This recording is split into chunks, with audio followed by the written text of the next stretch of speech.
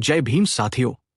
Equality and justice Patiala YouTube channel से मैं engineer Hardeep Singh चुंबर आज एक और वीडियो बाबा साहेब का भाषण पर लेकर आया हूं।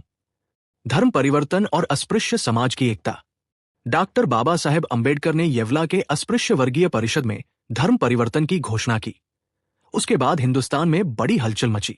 उनकी घोषणा के कारण स्पृश्य हिंदू समाज हिल गया और अस्पृश्य लोगों की ओर से दिन ब दिन अधिक संख्या में उनके निर्णय का स्वागत हो रहा है, बढ़ता समर्थन प्राप्त हो रहा है। उनकी घोषणा को महाराष्ट्र से समर्थन देने के लिए 11 और 12 जनवरी 1936 को पुणे में अहिल्याश्रम के भव्य मैदान के मंडप में अखिल महाराष्ट्रीय अस्पृश्य युवक परिषद ली गई थी। यह भाषण बाबा साहेब ने उस सभा में दिया था। जय भीम साथियों। Equality and justice Patiala YouTube channel से चुंबर साहब ने आपको आज की वीडियो के बारे में बता ही दिया है। दिए गए स्रोत मुख्य रूप से डॉक्टर बाबा साहेब अंबेडकर के 1936 के पुणे में आयोजित एक बड़े अखिल महाराष्ट्रीय अस्पृश्य युवक परिषद में दिए गए भाषण के अंश प्रस्तुत करते हैं। बाबा साहेब ने भाषण करते हुए इस सभा में धर्म परिवर्तन के अपने संकल्प की घोषणा की, जिसका उद्देश्य अछूतों के बीच जातिगत भेदभाव को समाप्त करना और उनके संगठन को मजबूत करना था। वह इस बात पर जोर देते हैं कि हिंदू धर्म के भीतर रहते हुए अस्पृश्य अपने आपसी मतभेदों को खत्म नहीं कर सकते और इस कदम से अल्पसंख्यक जातियों जैसे मांग और भंगी का विशेष रूप से कल्याण नहीं होगा। अंबेडकर ने स्पष्ट किया कि धर्म परिवर्तन उनका व्यक्तिगत स्वार्थ नहीं है, बल्कि समाज की मुक्ति के लिए एक आवश्यक बलिदान है, और उन्होंने जोर दिया कि सफलता के लिए सामूहिक प्रयास और शिक्षा महत्वपूर्ण है, जिसके बिना कोई आंदोलन सफल नहीं हो सकता। इंजीनियर हरदीप सिंह चुंबर द्वारा दिए गए संक्षिप्त टिप्पणियां अंबेडकर के विचारों का समर्थन करते हुए आज की ब्राह्मणवादी राजनीतिक मानसिकता की आलोचना करती हैं और संगठन तथा शिक्षा के महत्व को दोहराती हैं। बाबा साहेब ने भाषण देते हुए कहा, सभापति महोदय और मेरे भाइयों और बहनों, आज यहां अध्यक्ष द्वारा शर्त रखी गई है कि हर वक्ता को अपना भाषण शुरू करने से पहले अपनी जाति बतानी होगी। अपने हाथ में बंधी घड़ी का बेल्ट दिखाते हुए मेरे हाथ के इस काले धागे से आपको मेरी जाति का पता चल ही गया होगा। लोगों की हंसी की आवाज। आज की सभा में मेरे अलग से भाषण की कोई जरूरत है, ऐसा मुझे नहीं लगता। इस परिषद के आयोजन का निर्णय जब लिया गया तब मैंने सुझाव दिया था कि यहाँ के युवक इस सभा का अध्यक्ष स्थान स्वीकारें। चूंकि मुझे अब युवाओं में नहीं गिना जा सकता, इसलिए मैंने अध्यक्ष स्थान स्वीकार नहीं किया था। लेकिन आज एक कारण पर तो मुझे बोलना ही पड़ेगा, और वह कारण है आज की सभा के अध्यक्ष प्रो शिवराज के प्रति आभार व्यक्त करना। प्रो शिवराज जी के पीछे कॉलेज के कई काम पूरे करने की जिम्मेदारी होने के बावजूद वे अपनी दिक्कतों को नजरअंदाज कर यहाँ पधारे और अपनी परिषद को उन्होंने समृद्ध किया। इसके लिए उनको धन्यवाद देना मेरा कर्तव्य है। जाति भेद की तरह ही इस देश में जबरदस्त प्रांत भेद भी है। अपनी उन्नति के लिए इस देश के सभी प्रांतों के अस्पृश्यों में संगठन होना जरूरी है, लेकिन प्रांतों के बीच जो भाषा भेद है वे अस्पृश्यों की एकता के लिए घातक है। उस नजरिए से देखें तो मुंबई इलाके के और महाराष्ट्र के अस्पृश्य समाज ने मध्यप्रदेश के अस्पृश्य नेता को अध्यक्ष पद दिया। ये बड़े आनंद की बात है। संगठन के नजरिए से भी ये बड़ी अच्छी बात है। मैं उम्मीद करता हूं कि इसके बाद भी हम में से युवा और अधेड़ सभी इस तरह का संगठन बढ़ाकर इस देश के अस्पृश्य समाज में प्रेम और सहकारिता की भावना को बल प्रदान करेंगे। फिलहाल अस्पृश्यों का यानी अपना जो आंदोलन चल रहा है उसे संपेरे का तमाशा या वन मैन शो ही कहा जाता है। किसी भी समाज में एक व्यक्ति द्वारा शुरू किया गया आंदोलन सफलता की चोटी तक ही नहीं पहुंच पाता। इसलिए यदि अपना आंदोलन आप सफल बनाना चाहते हैं तो किसी एक व्यक्ति के हाथ में खेल के सूत्र रहें तो उम्मीद के अनुसार सफलता नहीं मिल सकती। इसमें कई सहयोगियों की जरूरत है। खेल खेलते समय अगर एक संपेरा मर गया तो उसकी जगह उसका ढोल लेकर उसे पीटते हुए खड़े रहने के लिए दूसरे संपेरे को तैयार रहना जरूरी है। अब तक इस बारे में मैं पूरी तरह आश्वस्त नहीं था, लेकिन आज की यह सभा देखकर मेरा मन आश्वस्त हो चुका है। मेरे बाद मेरा कार्य आगे ले जाने के लिए कई कार्यकर्ता पुणे के अस्पृश्य युवकों में से ही आगे आएंगे। इसके लिए मैं उन्हें धन्यवाद दे रहा हूं। इस अवसर पर मैं और कुछ कहना नहीं चाहता। फिर भी जिस विषय के बारे में यहां चर्चा हुई उसके बारे में अगर मैंने कुछ नहीं कहा तो मैं जानता हूं कि आप सब बहुत निराश होंगे। इसलिए मैंने जिस विषय की घोषणा की थी उस धर्म परिवर्तन के विषय के बारे में भी मैं थोड़ा कुछ बोलता हूं। धर्म परिवर्तन की बात कहने के बाद से कई लोग मेरे पास आकर इस विषय पर ऊहापोह करते हैं। उनमें प्रमुख रूप से दो तरह के लोग हैं। एक समूह के लोगों का कहना है कि अस्पृश्य लोगों के हित के बारे में जो भी शर्तें ठीक होंगी, मैं उन्हें स्पृश्यों के सामने रखूं, और अगर हिंदू उन शर्तों को स्वीकार नहीं करते हैं तो फिर धर्म परिवर्तन किया जाए। दूसरी तरह के लोगों का कहना है कि अस्पृश्यों के धर्मांतरण से कुछ फायदा नहीं होगा, इसलिए वे धर्म परिवर्तन ना करें। धर्मांतरण से फायदा होगा या नहीं, अगर फायदा होगा तो उसका क्या अनुपात होगा, आदि बातों के बारे में चर्चा के लिए ये सही जगह नहीं है, और अब हमारे पास इतना समय भी नहीं है। इसलिए ईसा मसीह ने यहूदियों को अपने धर्म के बारे में जो बताया था वही मैं यहां कह रहा हूं। Be unto me little children and I will save you from sin. Be unto me little children and I will save you from sin. छोटे बच्चे अपने माँ बाप पर जिस तरह विश्वास करते हैं उस तरह आप मुझ पर विश्वास करें, और जो मैं कहता हूं उस धर्म का पालन करें, और मैं आपकी पाप से रक्षा करूंगा। ईसा मसीह की तरह ही आज मैं आपसे इतना भर कहना चाहता हूं कि अगर आप मुझ पर भरोसा रखेंगे तो आपका फायदा ही होगा। इतना ही कहकर मैं यहां से चला जाऊं ऐसा भी नहीं है। इस बारे में जो भी शक होंगे उन सबका मैं समाधान दूंगा, लेकिन आज उतना समय न होने के कारण ईसा मसीह ने उस समय यहूदी लोगों को जो जवाब दिया था वही मैं आपको देकर अपना भाषण पूरा कर रहा हूं। जो लोग मुझसे ये कहते हैं कि आप हिंदू धर्म में रहते हुए स्वाभिमान से जीवन जीने के लिए जरूरी अपनी शर्तें स्पृश्य हिंदुओं के सामने रखें, और उन शर्तों का स्पृश्य हिंदुओं द्वारा पालन किया जाता है या नहीं ये देखें, उन लोगों से मैं बस इतना ही कहना चाहता हूं कि मैं जो शर्तें रखूंगा वे स्पृश्य हिंदू कभी पूरी कर पाएंगे। इस बारे में मुझे यकीन हो चला है। मैं रुपयों की या रोटी की शर्त नहीं रखना चाहता। मेरी शर्त इन दोनों से भी भारी है। वह शर्त क्या है ये अगर जानना हो तो उसे पूरा करने का मादा अपने पास है। इस बात पर जिन्हें यकीन हो वे मुझसे आकर मिले, लेकिन मुझे पूरा यकीन है कि उस शर्त का पालन करना हिंदुओं से कभी होगा नहीं। दुनिया के हर समाज का भविष्य उस समाज के पढ़े लिखे लोगों पर निर्भर करता है। आज तक आपने कोई आंदोलन नहीं किया क्योंकि आप में कोई पढ़े लिखा व्यक्ति ही नहीं था। शिक्षा से आदमी को दृष्टि मिलती है, और इस तरह से कहा जा सकता है कि हिंदू समाज में केवल ब्राह्मण ही हैं जिनके पास इस तरह का नजरिया है, वही शिक्षित है। इस बात से इनकार नहीं किया जा सकता। ब्राह्मणों के अलावा मराठा या अन्य हिंदू समाज के पास अपना दृष्टिकोण नहीं है। इस बारे में ब्राह्मणों पर बड़ी जिम्मेदारी है, लेकिन उनकी मानसिकता के बारे में अभी आपको अच्छी तरह से पता नहीं चला है। कोई भी सवाल लीजिए और पूरे समाज के कल्याण की दृष्टि से उसे हल करने का उपाय सामने रखिए। अगर उस उपाय से उनके वर्चस्व को ठेस नहीं पहुंचने वाली हो तो वे झट से उसे स्वीकार करेंगे, लेकिन अगर आपके सुझाए उपाय के कारण उनके ब्राह्मणत्व को थोड़ा सा भी नुकसान होने वाला हो तो भले उस उपाय अमल करने से पूरे राष्ट्र का भला होने वाला हो, वे नहीं मानेंगे। ऐसा समाज अपनी शर्तें पूरी करने की जिम्मेदारी लेगा। इस आशा का कोई मतलब नहीं।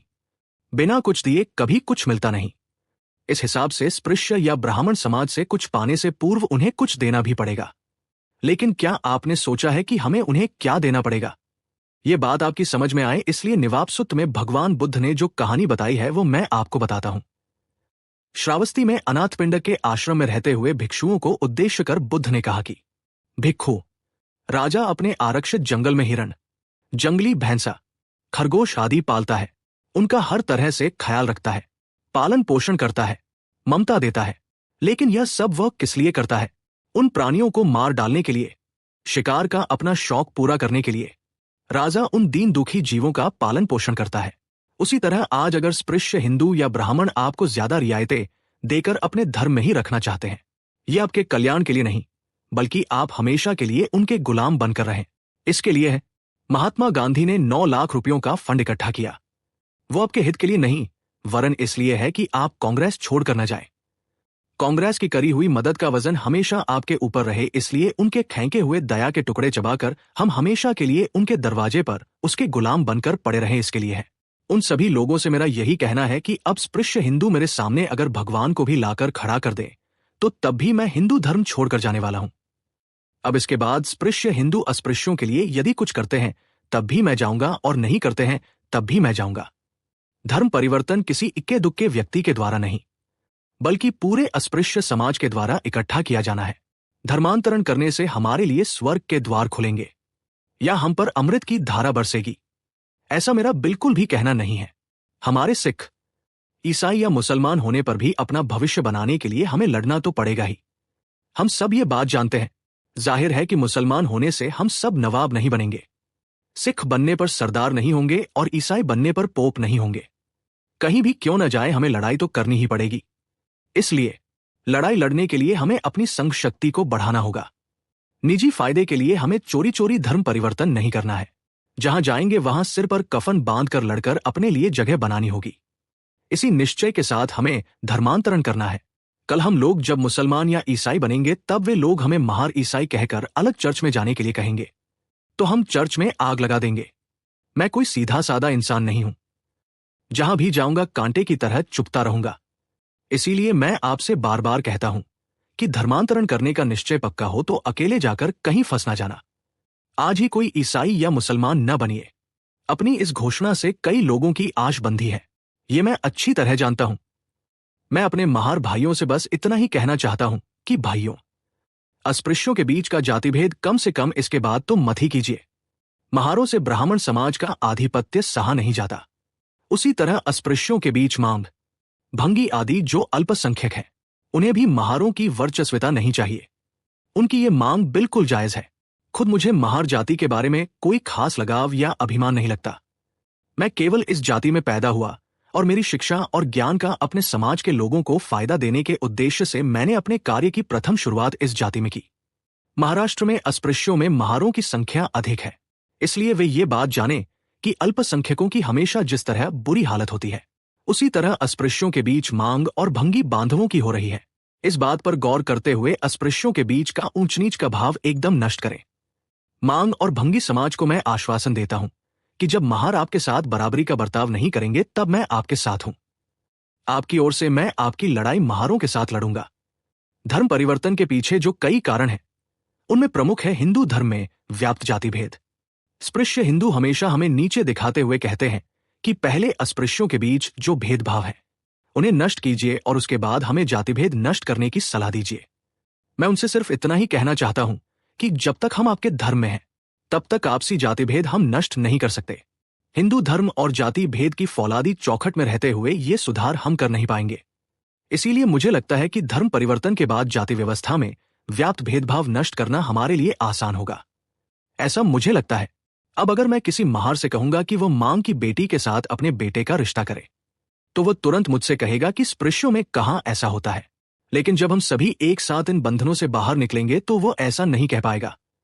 धर्म परिवर्तन से महारों से अधिक अल्पसंख्यक मांग भंगी समाज का ही अधिक कल्याण होगा। वे महारों के स्तर पर आ जाएंगे। इसीलिए मांग या भंगी जाति के ये लोग इस प्रस्ताव का समर्थन करें। जातिभेद नष्ट करना स्वराज पाने की कोशिश से भी पवित्र काम है। पूरे हिंदुस्तान का जातिभेद जब खत्म होना हो तब हो, लेकिन अस्पृश्य समाज का जातिभेद यदि मैं नष्ट कर सकूं तो मैं अपने आप को भाग्यवान पुरुष समझूंगा। आपने आज तक मेरे बारे में जो विश्वास व्यक्त किया उसके बारे में इंसान होने कारण मुझे बड़ी खुशी है, लेकिन साथ ही मेरे सिर पर जिम्मेदारी का बोझ बढ़ रहा है। इसका भी मुझे एहसास है। आप 7 करोड़ लोगों की जिम्मेदारी मुझ पर है। मुझसे अगर छोटी सी भी गलती हो जाए तो इतने बड़े समाज के नुकसान के लिए मैं जिम्मेदार रहूंगा। इसका मुझे रात दिन ख्याल रहता है। मेरी धर्म परिवर्तन की घोषणा को कुछ लोग पागलपन या भूत भी कहते हैं, लेकिन इसमें मेरा अपना कोई स्वार्थ नहीं है, उल्टे मेरा नुकसान ही है। आज मैं इस हालत में हूं कि अगर चाहूं तो कोई भी लौकिक या साधन संबंधी बात यदि मैं हासिल करना चाहूं तो बड़ी आसानी से पा सकता हूं। ये मेरा अभिमान नहीं बोल रहा, ये मेरे आत्मविश्वास की गूंज है। एक व्यक्ति के तौर पर देखा जाए तो इस धर्म परिवर्तन के कारण मेरा नुकसान ही होने वाला है। महारों में पढ़े लिखे बैरिस्टर के तौर पर मेरा जो मान सम्मान है वह मेरे ईसाई या मुसलमान हो जाने पर नहीं बचेगा, क्योंकि उस समाज में इस तरह पढ़े लिखे कई लोग हैं। उन्हीं में से मैं भी एक बन जाऊंगा। इसलिए इस तरह चलने में मेरा कोई निजी फायदा नहीं है, उल्टे इसमें मेरा नुकसान ही है। लेकिन जिन्होंने पूरे भरोसे के साथ मुझे ये जिम्मेदारी सौंपी है, उन्हें नरक में ही सड़ता रखकर मुझे बड़पन हासिल नहीं करना है। उनकी मुक्ति के लिए मैं अपना सब कुछ त्यागने के लिए तैयार हूं।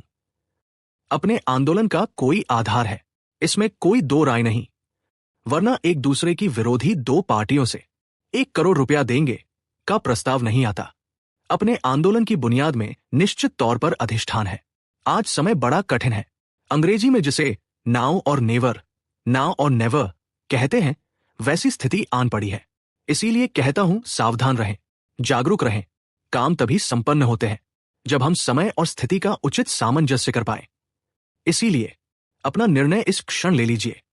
मैं कोई इतना पागल नहीं कि ये समझे कि आज के आज चुटकी बजाते ही धर्म परिवर्तन होकर पूरा का पूरा अस्पृश्य समाज किसी दूसरे धर्म में समा जाएगा। जो लोग मुझे रुकने के लिए, धीरज बनाए रखने के लिए कहते हैं, मैं उन लोगों से कहना चाहता हूं कि 10-20 सालों के बाद जो भी होना है उसकी हमें आज से ही शुरुआत करनी होगी। समयानुसार अपने आप सब कुछ होगा। ये मानकर बैठे रहने की कोई आवश्यकता नहीं है। अपने आप कुछ भी नहीं होता। 10-20 सालों के बाद अगर कोई पेड़ आपको देखना हो तो उसके बीज आपको आज ही बोने होंगे। बीज नहीं बोया तो वृक्ष नहीं, और पेड़ नहीं तो फल नहीं। इसीलिए कहता हूं, जो लोग हमें बीज को बोए देने का काम को ठहरो कहेंगे, मान लीजिए कि वे हमारे दोस्त नहीं दुश्मन हैं। अपने संकल्प के अनुसार संगठन के कामों में जुट जाइए। नमस्कार और इस खास चर्चा में आप सबका स्वागत है। आज हम इतिहास में थोड़ा पीछे जा रहे हैं, एक बहुत ही अहम मोड़ पर। जनवरी 1936 पुणे का अहिल्याश्रम मैदान। जी। ये वो जगह थी जहां अखिल महाराष्ट्रीय अस्पृश्य युवक परिषद हुई थी। हाँ, और ये वो समय था जब डॉक्टर बाबा साहेब अम्बेडकर ने येवला में जो घोषणा की थी जी कि वो हिंदू धर्म छोड़ देंगे। हाँ उससे पूरे हिंदुस्तान में जैसे एक हलचल मच गई थी। हाँ बिल्कुल, मतलब स्पृश्य हिंदू समाज तो हिली गया था, बिल्कुल। और जो अस्पृश्य समुदाय था उनमें इस फैसले को लेकर जबरदस्त समर्थन भी दिख रहा था। हाँ बिल्कुल। तो आज हमारे पास जो स्रोत हैं वो इसी पुणे सम्मेलन और डॉक्टर अंबेडकर के वहां दिए गए एक बड़े ही अहम भाषण के कुछ अंश हैं। जी। तो आज हमारी कोशिश रहेगी कि इन्हीं स्रोतों के जरिए डॉक्टर अंबेडकर के विचारों को थोड़ा और गहराई से समझें। मतलब उन्होंने धर्म परिवर्तन की बात क्यों की, बराबरी, सम्मान, हिंदू समाज की बनावट और जो अस्पृश्यों की आपसी एकता है उस पर उनके क्या विचार थे, जैसा इस भाषण में सामने आता है। बिल्कुल। और जैसा आपने कहा, ये पुणे सम्मेलन कोई छोटा मोटा आयोजन नहीं था। मद्रास के नेता थे प्रोफेसर शिवराज, वो इसकी अध्यक्षता कर रहे थे। अच्छा। और 10,000 से ज्यादा लोग जमा हुए थे। और दिलचस्प बात यह भी है कि इसमें सिर्फ अस्पृश्य समुदाय के लोग नहीं थे। हाँ, ये जरूरी बात है। कई जाने माने स्पृश्य हिंदू नेता, मुसलमान, सिख प्रतिनिधि, वो सब भी मौजूद थे। तो ये दिखाता है कि ये मुद्दा कितना व्यापक और गंभीर माना जा रहा था उस वक्त। हाँ, मतलब सब जानना चाहते थे कि आगे क्या होगा। अच्छा, स्रोत ये भी बताते हैं कि जब डॉक्टर अंबेडकर सभा में पहुंचे, जी, थोड़ी देर से पहुंचे थे शायद। हाँ, थोड़ा विलंब हुआ था। तो लोगों में पहले थोड़ी निराशा थी, लेकिन जैसे ही वो आए माहौल एकदम बदल गया। मतलब करीब 5 मिनट तक तालियां बजती रहीं, शंख तुरही जैसे वाद्ययंत्र बजते रहे। जी, जबरदस्त उत्साह था उन्हें देखने सुनने का। बिल्कुल। और अपने भाषण की शुरुआत भी उन्होंने बड़े हल्के फुल्के अंदाज में की थी। हाथ में घड़ी का एक काला धागा बंधा था, उसे दिखाते हुए मजाक में कहा हाँ, कि इससे मेरी जाति का पता चल गया होगा। अच्छा। फिर उन्होंने अध्यक्ष प्रोफेसर शिवराज का धन्यवाद किया कि वो मद्रास से इतनी दूर आए, और यहीं पर उन्होंने इस बात पर जोर दिया कि देखो, अलग अलग प्रांतों के अस्पृश्यों की भाषा अलग हो सकती है, लेकिन उनमें एकता होनी बहुत जरूरी है। और मद्रास के नेता का अध्यक्ष बनना उन्हें इसी एकता की दिशा में एक अच्छा संकेत लगा। हाँ, और उन्होंने इस बात का भी जिक्र किया जो आलोचना होती थी कि भाई ये आंदोलन तो वन मैन शो है, या कुछ लोग कहते थे संपेरे का तमाशा है। जी जी। लेकिन उन्होंने कहा कि पुणे के नौजवानों को देखकर उन्हें तसल्ली हुई है। उन्हें लगा कि उनके बाद भी इस काम को आगे बढ़ाने वाले कई लोग तैयार होंगे। हाँ, उन्होंने वो मिसाल भी दी कि खेल में अगर एक संपेरा गिर जाए तो दूसरा उसका ढोल बजाने के लिए तैयार होना चाहिए। मतलब लीडरशिप तैयार होनी चाहिए। सही बात है। तो इस भूमिका के बाद वो फिर सीधे उस मुद्दे पर आए जिसने सबको झकझोर रखा था, धर्म परिवर्तन। बिल्कुल। उन्होंने बताया कि ये वाला घोषणा के बाद 2 तरह के लोग उनसे मिल रहे हैं। अच्छा। एक ग्रुप है जो कहता है कि भाई पहले हिंदुओं के सामने कुछ शर्तें रखो, अगर वो मान लें तो ठीक, नहीं तो धर्म बदल लो। और दूसरा ग्रुप कहता है कि अरे धर्म बदलने से कोई फायदा नहीं होगा, इसलिए ये सब मत करो। और यहीं पर डॉक्टर अंबेडकर का जो स्टैंड था वो बहुत साफ और दिलचस्प हो जाता है। हाँ। उन्होंने कहा कि वो फायदे नुकसान की बहस में पड़ेंगे ही नहीं। बोले ये ना तो सही जगह है, न ही अब इतना वक्त बचा है। जी। उन्होंने ईसा मसीह का जिक्र किया, be unto me little children and I will save you from sin, और कहा कि जैसे बच्चे अपने माँ बाप पर भरोसा करते हैं वैसे आप लोग मुझ पर भरोसा करें, मैं आपकी भलाई करूंगा। तो ये एक तरह से विश्वास का आह्वान था, है ना? हाँ, तर्क वितर्क से आगे बढ़कर। बिल्कुल बिल्कुल। और इसी लाइन पर चलते हुए उन्होंने शर्तें रखने वाले विचार को भी पूरी तरह से खारिज कर दिया। अच्छा। हाँ, उनका मानना था, और ये बात बहुत महत्वपूर्ण है, कि स्पृश्य हिंदू उनकी असली शर्त कभी मान ही नहीं सकते। असली शर्त मतलब वो शर्त जो पैसे या रोटी रोजी की नहीं थी, बल्कि बराबरी और इज्जत की थी, हाँ। आत्मसम्मान की थी। अच्छा। उन्होंने साफ कहा, मुझे पूरा यकीन है कि उस शर्त का पालन करना हिंदुओं से कभी होगा नहीं। और क्यों नहीं होगा? क्योंकि बराबरी देने का मतलब था उनके सामाजिक वर्चस्व पर, उनके ऊंचे स्थान पर सीधी चोट पहुंचना। तो इसका मतलब ये हुआ कि वो ये कह रहे थे कि बातचीत का कोई मतलब ही नहीं है, क्योंकि जिस चीज की वो मांग कर रहे हैं वो मिलेगी ही नहीं हिंदू धर्म के अंदर। आप कह सकते हैं उन्होंने आगे इसी बात को और खोला। उन्होंने शिक्षित वर्ग, खासकर ब्राह्मणों की भूमिका पर अपनी राय रखी।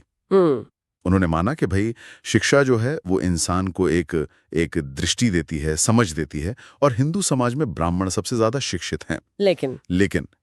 लेकिन उनके अनुसार उनकी सोच ऐसी बन गई है, उनका नजरिया ऐसा हो गया है कि वो कोई भी ऐसा सुधार मानने को तैयार नहीं होते जिससे उनके ब्राह्मणत्व, मतलब उनका जो सामाजिक वर्चस्व है, उसको जरा भी ठेस पहुंचे। भले ही उससे पूरे देश का फायदा हो। हाँ, भले ही उससे राष्ट्र का भला होता हो। तो ऐसे समाज से, ऐसी मानसिकता से बराबरी की शर्त मनवाने की उम्मीद करना ही बेकार है, ये उनका तर्क था। और इसी बात को समझाने के लिए उन्होंने बुद्ध की वो कहानी सुनाई थी, निवापसुत। जरा उसके बारे में बताइए। हाँ, वो कहानी बहुत मारक है। बुद्ध कहते हैं कि जैसे कोई राजा जंगल में हिरणों को चारा डालकर पालता है, खूब प्यार दिखाता है, लेकिन उसका असली मकसद क्या होता है? उन्हें मोटा ताजा करके उनका शिकार करना। तो ठीक वैसे ही अंबेडकर कह रहे थे कि अगर अस्पृश्य हिंदू अस्पृश्यों को कुछ छोटी मोटी रियायतें देकर, जैसे उन्होंने गांधी जी के हरिजन सेवक संघ के 9 लाख के फंड का जिक्र किया, अगर उन्हें हिंदू धर्म में रोक कर रखना चाहते हैं, तो ये उनके असल भले के लिए नहीं है। ये बस उन्हें हमेशा अपना गुलाम बनाए रखने के लिए है। ये चारा है, असली बराबरी या मुक्ति नहीं। बाप रे, ये तो बहुत ही तीखी आलोचना थी उस समय के तथाकथित सुधार के प्रयासों की। बिल्कुल। और इसी पृष्ठभूमि में फिर उनका वो दृढ़ संकल्प सामने आया, वो घोषणा। हाँ बिल्कुल, तालियों की गड़गड़ाहट और जोरदार जयकारों के बीच उन्होंने ऐलान किया, अब अस्पृश्य हिंदू मेरे सामने अगर भगवान को भी लाकर खड़ा कर दें तो तब भी मैं हिंदू धर्म छोड़कर जाने वाला हूँ। इतना साफ। हाँ, और उन्होंने और जोर दे के कहा, अब इसके बाद स्पृश्य हिंदू अस्पृश्यों के लिए यदि कुछ करते हैं तब भी मैं जाऊंगा, और नहीं करते हैं तब भी मैं जाऊंगा। मतलब अब कोई वापसी नहीं। ये सिर्फ शब्द नहीं थे, ये एक चट्टानी इरादा था, एक निर्णायक मोड़ आ चुका था। लेकिन साथ ही उन्होंने ये भी तो साफ किया कि भाई धर्म बदलना कोई जादू की छड़ी नहीं है ना? ऐसा नहीं कि धर्म बदला और सारी मुश्किलें खत्म हो गई। हाँ, ये बहुत जरूरी बात उन्होंने कही। उन्होंने चेताया कि भाई ये मत सोचो कि मुसलमान बनते ही सब नवाब बन जाओगे, या सिख बनते ही सब सरदार, या ईसाई बनते ही सब पोप। संघर्ष तो हर जगह करना पड़ेगा। इसलिए सबसे जरूरी चीज क्या है? अपनी ताकत बढ़ाना, संगठित होना, संघ शक्ति। इस पर उनका बहुत ज्यादा जोर था। और ये बात भी बहुत ध्यान देने वाली है कि उन्होंने कहा कि नए धर्म में भी अगर बरादरी नहीं मिली तो वहां भी लड़ना होगा। बिल्कुल, ये कमाल की बात है। उन्होंने कहा, कल हम लोग जब मुसलमान या ईसाई बनेंगे, तब वे लोग हमें महार ईसाई कहकर अलग चर्च में जाने के लिए कहेंगे तो हम चर्च में आग लगा देंगे। अरे! और ये भी जोड़ा, मैं कोई सीधा साधा इंसान नहीं हूं, जहां भी जाऊंगा कांटे की तरह चुपता रहूंगा। मतलब उनका लक्ष्य सिर्फ हिंदू धर्म छोड़ना नहीं था। सही। उनका लक्ष्य था बराबरी और सम्मान पाना, और जहां भी ये नहीं मिलेगा वहां वो संघर्ष करेंगे, चाहे वो कोई भी धर्म हो। इसी संघर्ष और संगठन की बात करते उन्होंने ये भी कहा कि अकेले अकेले धर्म मत बदलो, है ना? सामूहिक फैसला होना चाहिए। जी हाँ। लेकिन शायद जो सबसे क्रांतिकारी बात उन्होंने कही, वो अस्पृश्यों के आपसी जाति भेद को खत्म करने का आह्वान था। महार, मांग, भंगी, इनके बीच जो ऊंच नीच थी, हाँ। ये उनके भाषण का एक बेहद अहम, बल्कि शायद सबसे अहम हिस्सा था। उन्होंने इन जातियों के बीच जो भेदभाव था उसे मिटाने की जोरदार अपील की। उन्होंने बहुत साफ कहा कि भाई, मुझे अपनी महार जाति पर कोई अभिमान नहीं है, मेरा जन्म वहां हुआ, इसलिए मैंने काम वहां से शुरू किया, बस। और उन्होंने महारों को एक तरह से चेतावनी भी दी है ना? बिल्कुल दी। उन्होंने महारों से पूछा कि जैसे तुम लोग ब्राह्मणों का वर्चस्व बर्दाश्त नहीं करते, तो फिर मांग, भंगी जैसी जो कम संख्या वाली जातियां हैं वो तुम्हारा वर्चस्व क्यों सहें? सही बात है। और उन्होंने उन अल्पसंख्यक जातियों को भरोसा दिलाया, कहा, जब महार आपके साथ बराबरी का बर्ताव नहीं करेंगे तब मैं आपके साथ हूँ। आपकी ओर से मैं आपकी लड़ाई महारों के साथ लड़ूंगा। ये बहुत बड़ी बात थी उस समय कहना। और उनका तर्क क्या था कि ये आपसी भेदभाव खत्म कैसे होगा, धर्म बदलने से कैसे होगा? हाँ, उनका तर्क ये था कि हिंदू धर्म की जो बनावट है, जो फौलादी चौखट है, वो जाति व्यवस्था पर ही टिकी है। तो उसके अंदर रहते हुए ये आपसी भेदभाव कभी खत्म हो ही नहीं सकता। क्योंकि भाई स्पृश्य हिंदू हमेशा यही ताना मारेंगे कि अरे पहले अपने अंदर का भेदभाव तो मिटा लो। अच्छा, हाँ। अंबेडकर का मानना था कि इस चौखट से बाहर निकलने के बाद ही ये मुमकिन होगा। जब आप धर्म बदल लोगे तो जाति का जो ये बंधन है वो ढीला पड़ेगा, तब इन आपसी दरारों को भरना ज्यादा आसान होगा। ये तो बहुत बहुत गहरी सोच थी। मतलब बाहरी व्यवस्था से निकलना अंदरूनी सुधार के लिए भी जरूरी था। हाँ, बिल्कुल।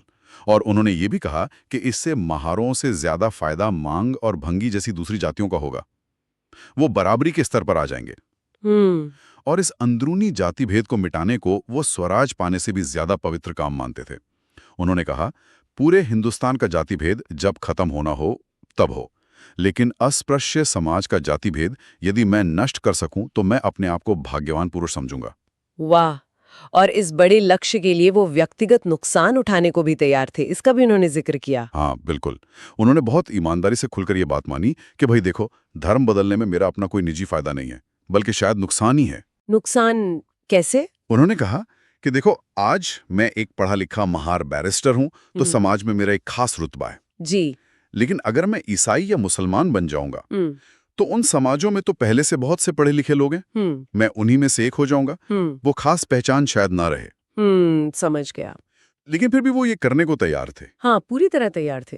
क्योंकि उनका कहना था कि जिन 7 करोड़ लोगों में उन पर भरोसा किया है, उन्हें वो नरक में सड़ता हुआ छोड़कर अपना व्यक्तिगत मान सम्मान या बड़प्पन हासिल नहीं करना चाहते।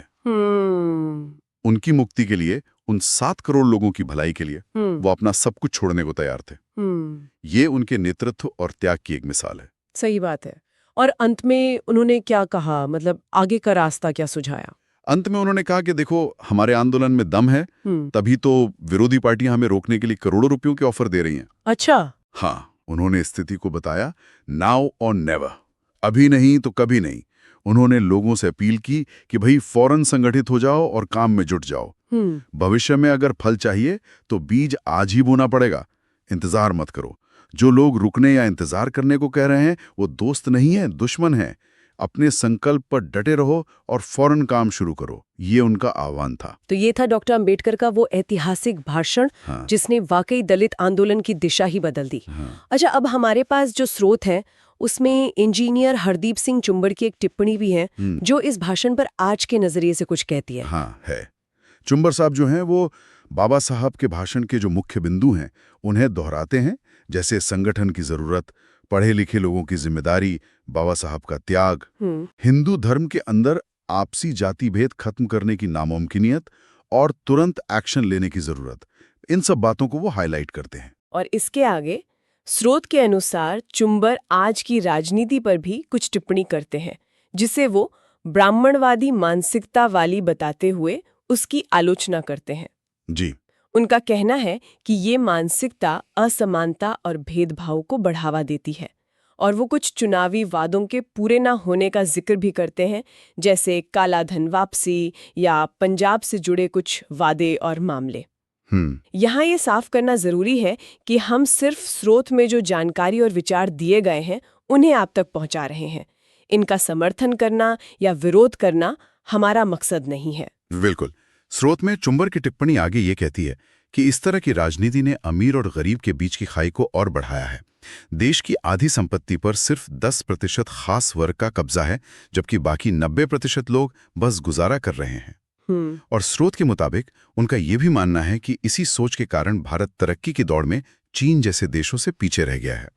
तो ये चुंबड़ जी के विचार हैं जो स्रोत में दर्ज हैं। तो कुल मिलाकर आज हमने डॉक्टर अंबेडकर के 1936 के पुणे भाषण की गहराइयों को समझने की कोशिश की। जी। ये सिर्फ धर्म बदलने का ऐलान नहीं था, ये असल में हिंदू जाति व्यवस्था की जंजीरों से एक तरह की सामाजिक, मानसिक और आध्यात्मिक आजादी का एक बड़ा राजनीतिक और सामाजिक आह्वान था। बिल्कुल। ये अस्पृश्यों के बीच पूरी बराबरी लाने और संगठित संघर्ष के जरिए आत्मसम्मान पाने का एक रास्ता था। हाँ, और उन्होंने ये बहुत साफ कर दिया था कि भाई ये रास्ता आसान नहीं होगा, लड़ाई जारी रहेगी, लेकिन हिंदू धर्म के दायरे में रहकर सच्ची बराबरी और सम्मान पाना नामुमकिन है, क्योंकि वो व्यवस्था ही असमानता पर आधारित है। सही।